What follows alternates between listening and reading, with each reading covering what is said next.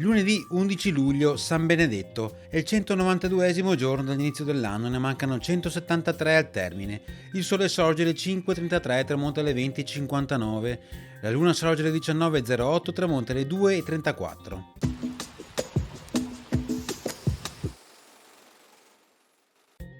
A Venezia un brulotto, piccola imbarcazione carica di materiali infiammabili, provoca gravi danni alla fregata austriaca Venere. Il nemico si lamenta che i veneziani ricorrono a mezzi tanto vili. L'Austria, commentano ironicamente i giornali, conduce una guerra delicata e generosa, bombarda le città, ma rifiuta i brulotti come cosa bassa e indegna.